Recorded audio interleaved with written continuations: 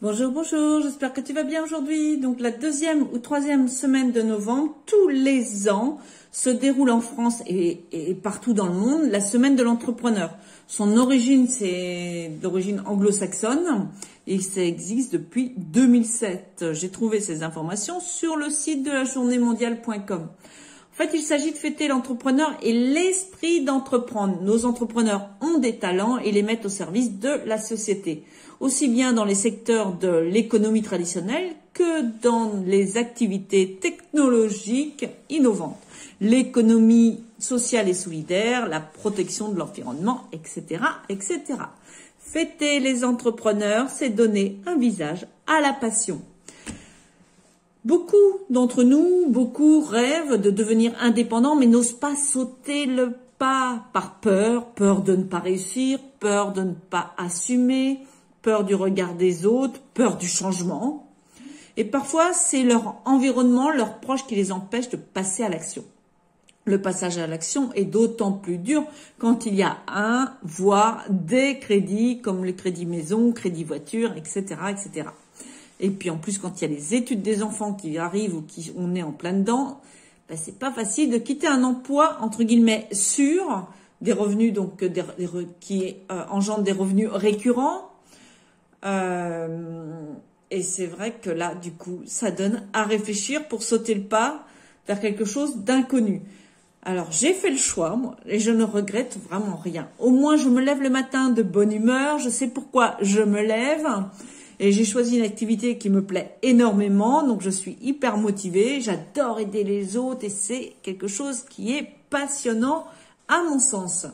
D'ailleurs, si toi aussi tu rêves de sauter le pas, d'aller vers un métier passion que tu ne sais pas par où commencer, je t'invite à venir en discuter, on va en discuter ensemble, on trouvera des pistes pour avancer vers ce qui t'appelle. Imagine le plaisir de travailler dans un domaine que tu as choisi, qui te plaît et qui te passionne. Alors, ça ne veut pas dire que le chemin, il va être facile, hein. Je dirais même bien au contraire, il faut de la motivation, savoir ce qu'on veut, une bonne dose d'organisation, savoir gérer ses finances, se gérer, s'auto-évaluer. Parfois, il faut prendre du recul, de la hauteur pour être sûr que l'on ne va pas droit dans le mur. Et encore, même avec tout ça, ça ne garantit rien. Alors, moi, j'adore accompagner ce genre de profil. Je suis là dans mon élément. J'adore tout ce qui est organisation, gestion, indépendance, accompagnement, challenger, motiver. J'adore. Donc, pour être indépendant, déjà, je t'invite vraiment à choisir une activité qui te passionne. Dans les moments plus difficiles, si tu es passionné par ce que tu fais, ce sera déjà un peu plus facile pour toi. Je t'invite à lister pour ça, pour trouver vraiment ce qui te passionne. Si tu n'as pas une idée, je t'invite à lister les thématiques qui te motivent.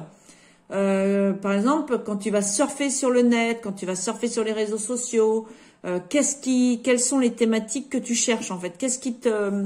Sur quoi tu t'arrêtes?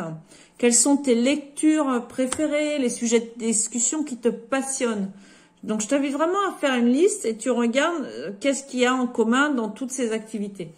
En deux, je t'inviterai à regarder, à chercher quels besoins les personnes cherchent à satisfaire dans cette thématique ou dans ces thématiques.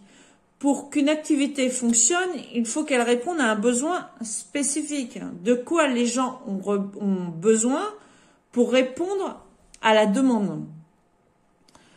En 3, j'avais noté quelles compétences te manquent, toi, pour répondre à ces besoins. Tu veux créer une activité, les gens ont besoin de ça. Toi, qu'est-ce qui va te manquer pour pouvoir aller répondre à ce besoin?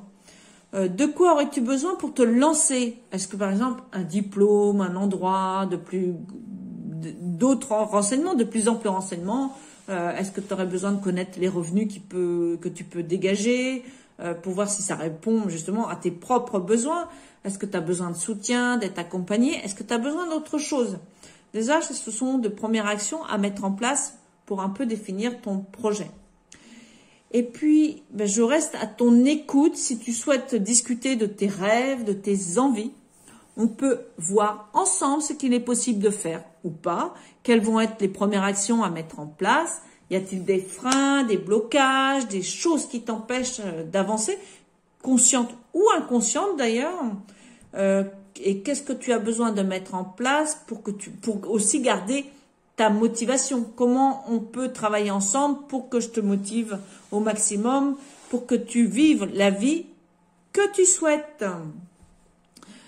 Voilà ce que j'avais envie de te partager aujourd'hui. En attendant, je t'invite à t'inscrire à ma newsletter pour participer au tirage du mois prochain. Le lot, c'est justement une séance d'échange en tête à tête.